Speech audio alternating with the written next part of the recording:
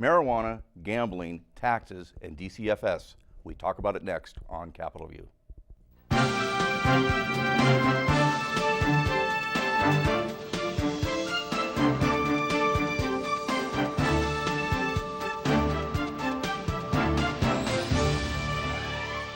Welcome to Capitol View, the weekly program on state politics and government and how it might just affect you. Joining me this week on Capitol View is Jak Tichenor, host of Illinois Lawmakers. Welcome, Jak. Good to be here. And also Charlie Wheeler, professor of the Public Affairs Reporting Program at the University of Illinois Springfield. Welcome. Thank you. Great. Lots to talk about this week as the legislative session enters the final weeks, maybe. Folks are expecting, I think, that we're going to finish up on time this year. And if that happens, we have until May 31st to get this stuff wrapped up with a lot of big stuff still out there. Let's talk about cannabis to kick things off here. Recreational cannabis is something that Governor Pritzker, has said that he wanted while he was a candidate. And we have had a bill unveiled about 2 weeks ago, but it isn't soup yet. What needs to happen? Well, the primary differences at this point have to do with the amount of marijuana that you could grow for personal use at home. The legislation as it was put forth and it's been under study really for about 2 years now. If you look back on what Heather Stearns and the Senate's been doing and Kelly Cassidy over in the House, the two lead Democratic sponsors have been talking about, they've been working on this for a while now. So they're talking about a 5-plant for use, personal use at home. Let's be clear, 5 plants is actually a lot of marijuana in today's world. But well, considering the fact today's marijuana is a lot more Yes. powerful THC-wise, yes, Correct. it is. And that creates a lot of headaches for law enforcement. Law enforcement would really rather not, a lot of them would really rather not have that to deal with because how do you know that you're really only growing 5 plants? You might be growing more than that. The 5-plant limit was actually reached because some states that started this earlier, like Colorado, were going 10 plants or more. And then you could actually, depending on if the person may have been disabled or whatever, if I understood it correctly, you might actually be able to help several people grow their plots of 10 or whatever it was. So it's really hard for law enforcement to police that. Now, the proponents of the 5-plant limit say, well, it's a problem now. It's the same kind of problem it is at the moment with it being illegal, and you could still go after it the same way that you do as it presently stands. It would be illegal then. Yeah. I mean, there's no template out there, really, for how to do this. We have 10 states that have legalized for recreational use. And if you look at all programs, there's no 2 that are exactly alike. I mean, I think the home grow is a good example of that. In Colorado and Washington were the first 2 states to allow this. Colorado allows home grow, Washington State does not. Both states rank amongst the highest in per capita tax revenue collected from marijuana taxes, and so they appear to be doing something right. There's been talk I've heard about home grow, okay, only medical folks with medical cards can do that. Is that a way to get out of this? Well, there might be one way of getting around it. That would be for those folks who actually need it at home would be a much better situation. Okay.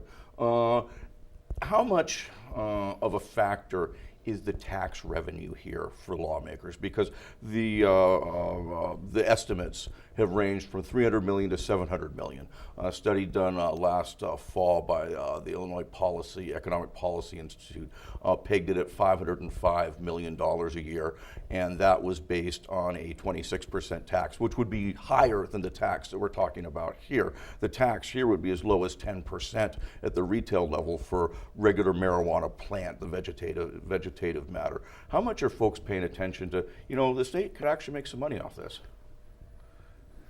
It occurs to me that the amount of money that is being discussed is pretty minimal in the sense of the overall state budget, Sure. which the general funds budget rounded off would be $40 billion. Right. And so you're talking about just a tiny fraction of that, even under the optimum conditions of the $500 million in revenue a year.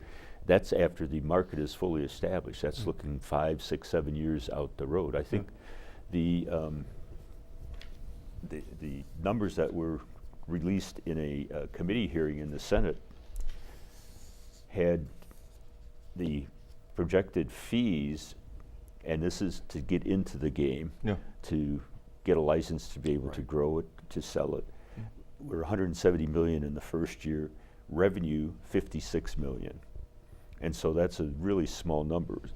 So I think it's nice that it's going to be revenue. That's what Pritzker's talked about. But I think there's another big element involved here, and that element is the so-called social justice, criminal justice element, where you try and take an activity for which historically people of color have been prosecuted much more heavily and much more readily than white people who've done the exact same thing, and you're trying to decriminalize it and to try and, in fact, wipe away some of those past convictions for the kind of minor marijuana possession that I, as an old white guy, would not be penalized for. Right, and now it's a ticket offense. Small amounts are It's basically decriminalized, It's essentially. basically a ticketable offense, and what they're trying to do is go back and try to expunge those records for the relatively low amounts of marijuana possession back in the day. Well, low amount, but it would also include class 4 felonies, which would be Right. just a bit over a pound. So And the question is how you go about that. There's one idea that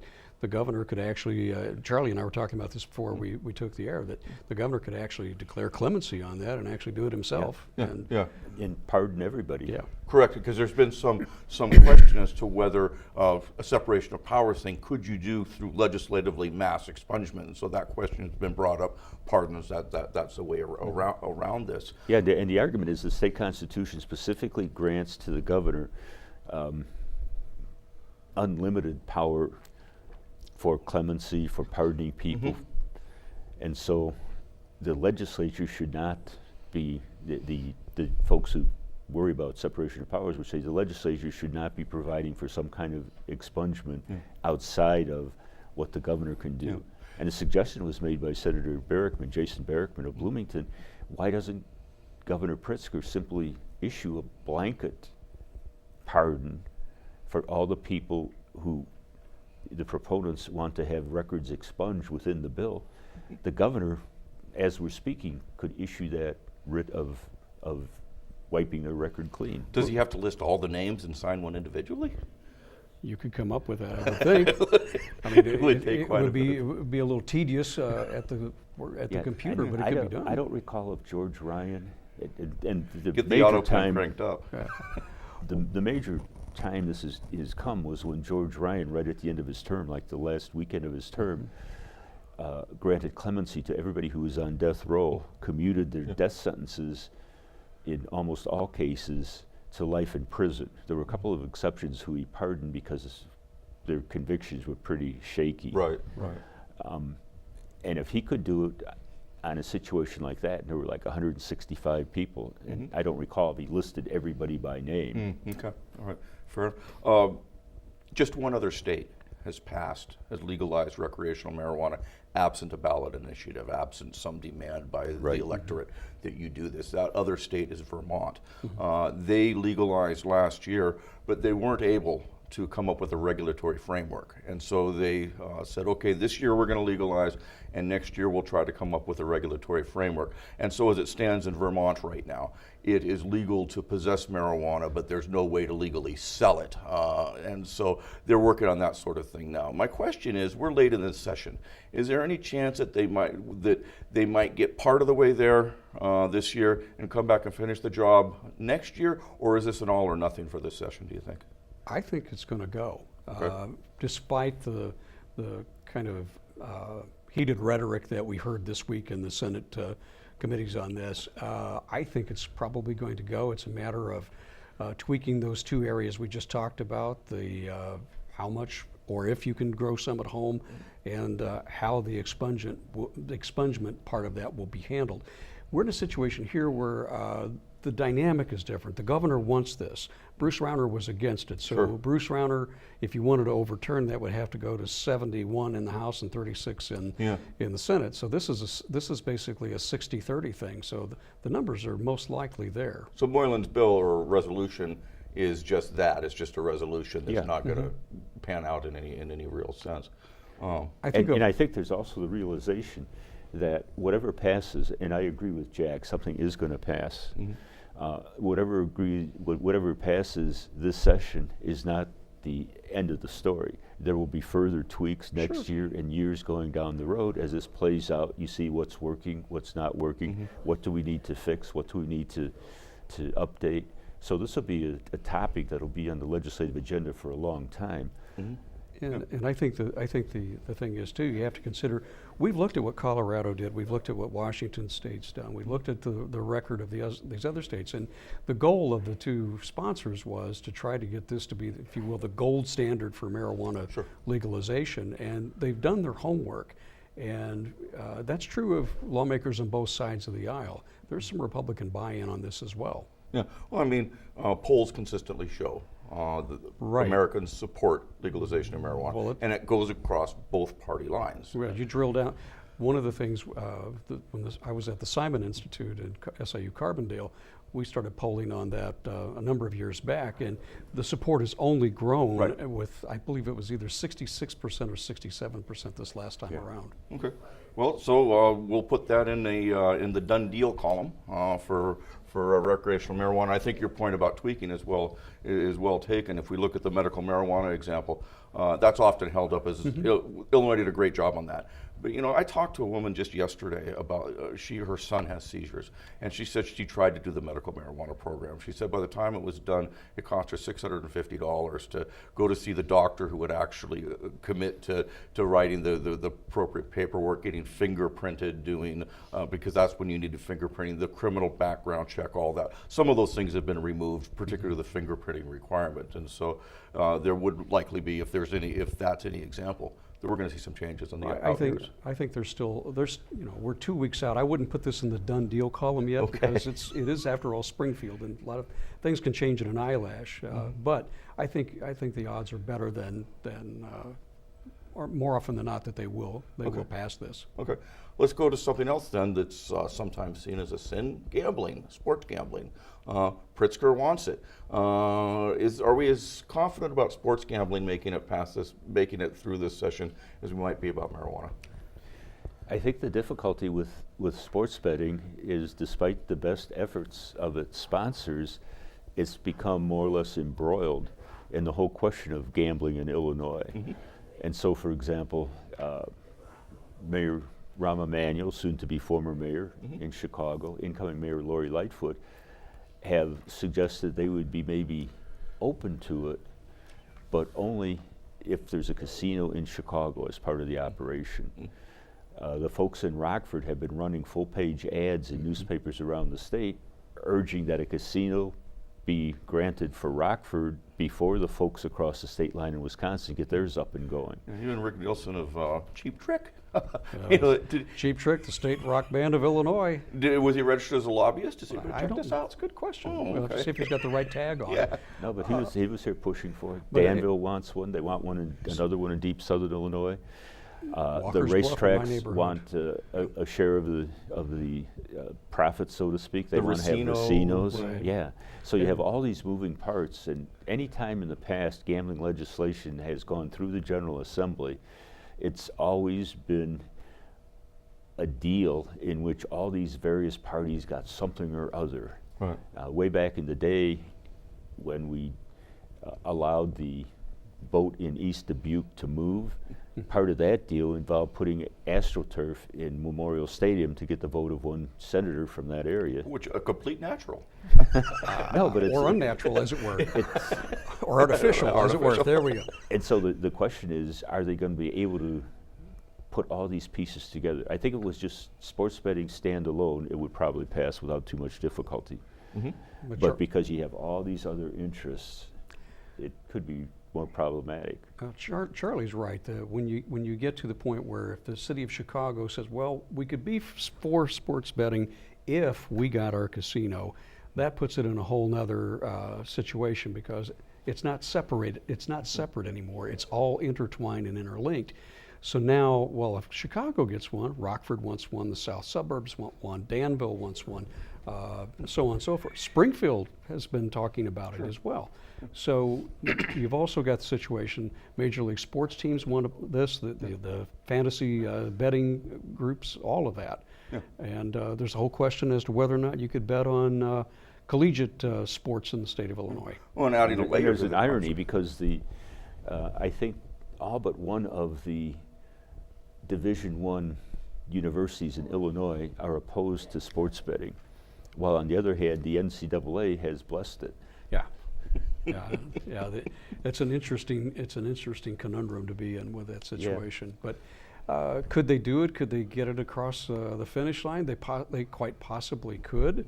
Remember, part of the governor's budget is based on getting this off the ground, just like with the recreational marijuana. Sure. And I think one thing that we should perhaps consider too is video gaming in the context of allowing new casinos. Right. Because video gaming, there's an argument to be made that they have an advantage over casinos in the taxing structure, because the way that the taxes work on the casinos, you get to a certain level of the take, so to speak, and your taxes go up a little bit, a progressive sort of structure. Yeah. That's not true. It's a flat on the video gaming, and there's an argument to be made that they have an advantage over the casinos. One of the things they're looking at too, as we talk about trying to put together a capital bill, is the revenue streams for that. One of the areas they've talked about is increasing the amount of the state's take or profit off of the video gaming, because it's grown so exponentially. Sure. And the tax rate was relatively low for that.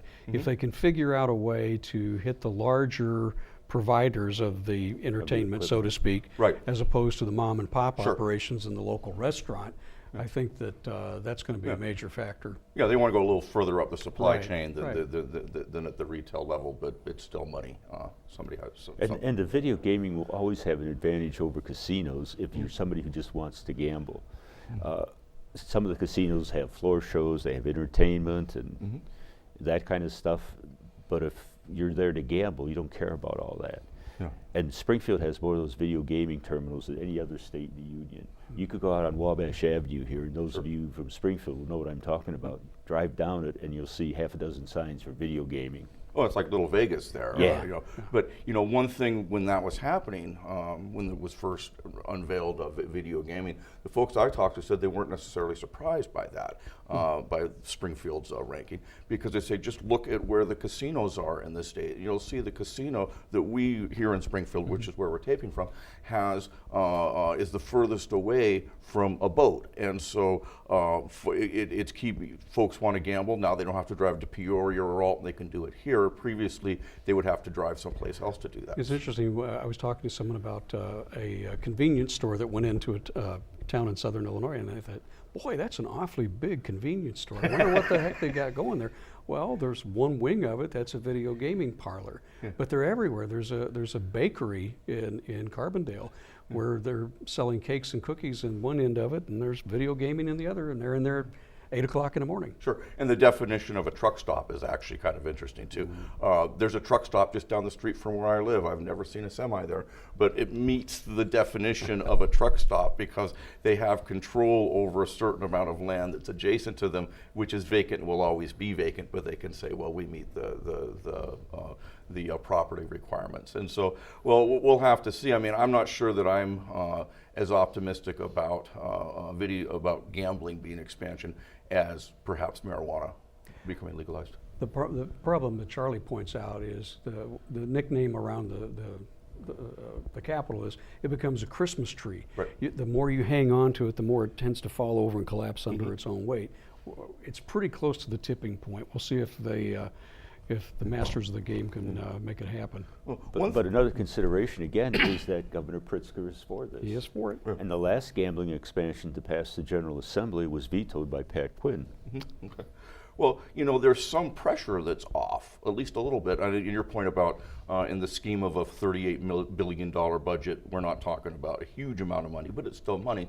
But we have more taxes coming in now than had been anticipated. I think $1.5 billion has been the latest figure. That's caused some Republicans to say, well, we don't need to change the tax code like the governor wants to do. Could it possibly affect the argument on some of these sin taxes too? Well, we don't need the money as much as we thought we might have. Does it pay for the $5 billion in overdue bills that Medicaid providers Sure. are still waiting on out there from the budget impasse? But we've been up to $15 billion, so it's not a good. It's been a different kind of world the last few years. Well, as a matter of fact, when that new revenue estimate came out, and the numbers came out, the comptroller, Susanna Mendoza, kind of cautioned people, Right. no, don't say that we're out of the woods. And she pointed out, I forget what the bill backlog was that particular day, but it's been in the neighborhood of $6, $7, $8 billion of bills that are stacked up because the money isn't there to pay them. We've got a bunch of money coming in. Don't tell anyone. Well, she was the one who brought it to everyone's attention, but she said, remember, we're still triaging those bills that are still owed to dentists and doctors and so on. And probably the best thing about the money is that Pritzker has said we're going to use it to meet our pension obligations. So we're not going to try and go through with my original plan of rolling out the amortization for another 7 years. Pension holiday, which is Put in less this year, put in like $700-800 million less next year, and spread out by another 7 years the timetable to reach 90% funding. Currently it's at 2045. He was going to roll it out to 2052. And the bond houses and the kind of fiscal watchdogs were saying, oh, not a good idea. So this has enabled him to back off that, which I think is positive. Let's talk about his progressive tax then. Again, this is giving ammunition to Republicans saying we don't need it. Is he going to be able to make it this year? Or is this going to be something that might have to spill over into next year? Because they don't have to pass something this session to get it on the ballot for the November 2020 election. That's correct, because technically speaking, I believe it's a 6-month window between the ballot in 2020 and when it has to pass the General Assembly. So that'd be the first week of next May. Yeah. I think, though, the impetus is really there to try to get it done this year. Sure. Because the longer it waits, the more time you have for all of the opposition to keep hammering away that this could possibly be a tax increase on the middle class. Now, I don't know, if you're making $250,000 or more, I'm not sure where the middle class is in that. But the argument will continue to be made, though, once you've done this, you can still keep tweaking those brackets, and there's no guarantee that you won't keep doing that. You could also make the counter argument, though, that you can still keep raising the flat tax. Well, I mean, they're close, but I'm not sure that anybody believes that they have the votes, because you need a supermajority in the legislature to get this on the ballot for a constitutional amendment. Right. Is there some legislator out there who's going to end up with a whole bunch more than he otherwise would have by voting for this, or he or she? I mean, it's just, when it gets into the horse trading, how much is this chip worth? That's an interesting question. Is it going to get tied into the Capitol bill? Sometimes these things happen. Yeah. Speaking of Capitol bill, I mean, that's another one. I mean, is it going to happen? And we're talking about, I think that most folks are saying that there's going to be a gas tax hike. We don't know how much. But it looks like prospects for a Capitol bill are pretty darn good. What do you think? I'd say they're very good. I think that's an area where virtually all lawmakers, Republicans and Democrats, would agree. The state has fallen behind. The condition of our roads are really poor. It's been 10 years since the last one? Right. Yeah. Okay. And 10 years before that was the previous one. And so we do it like every decade, so the time is up for it. But anybody who's driven on our highways knows that we really have a problem. Yeah. And so I see this as being something that's, the details are still being worked out, but I fully expect that we'll have a capital plan before the lawmakers go home. Everybody likes bridges, roads and new bridges. community centers and spiffy parking Well, lots. and then there's the argument, what we're talking about, roads and bridges, I think they call it the horizontal stuff. Right. Yeah. Then there's the question of the vertical stuff, buildings, school buildings, Right. University campuses. university campuses, that sort of thing. And the difficulty is you have to find a different revenue source. Under the constitutional amendment that was adopted a couple years ago, money that's raised from gas taxes can't be used, say, to build a new hospital. It can only be used for transportation-related things. Okay. All right. Let's talk about, we've only got just a little bit of time left, so let's talk about what's probably most important of all this, and that's kids and life and death, and what's going on at DCFS. It's a mess. We have a lot of kids that have died while under, if not supervision, DCFS had been alerted, and kids died anyway. This week the governor says, I'm going to fix DCFS. Should we believe him? I think he's making a good faith effort to try to turn around a situation that's been decades in the making. Every governor tries to do it with some degree of success or failure. I think he's sincere about it. We've all heard about the tragic case of that little boy, A.J. Freund, who was 5 years old, who was allegedly killed by his parents after numerous DCFS oversight there. What you're referring to has been well documented. There are 2 reports out in the last week or 2.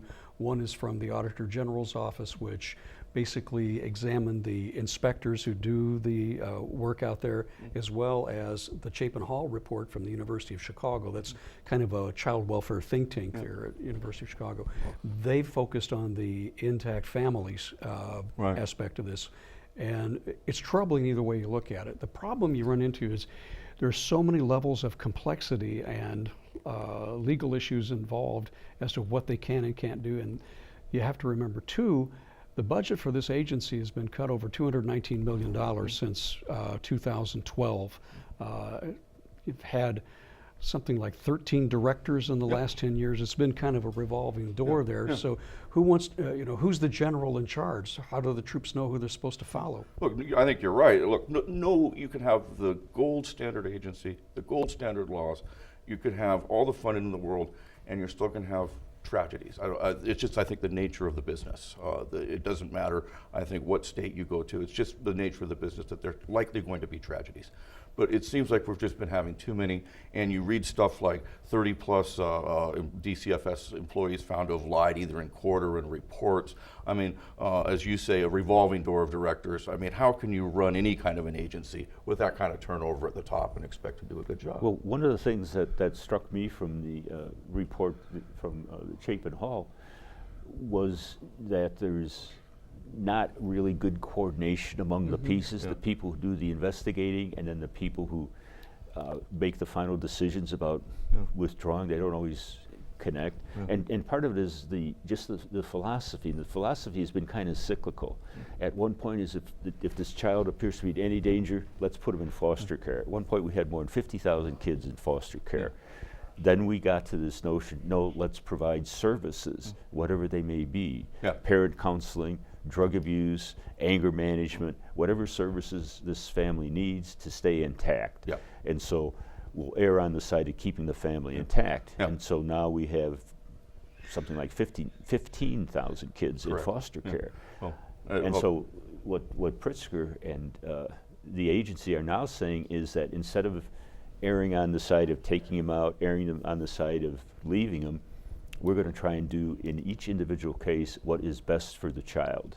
Well, if they can't fix anything in the state, let's hope they can fix that. And with that, we're out of time. Thanks for joining us on Capitol View. We'll see you next week.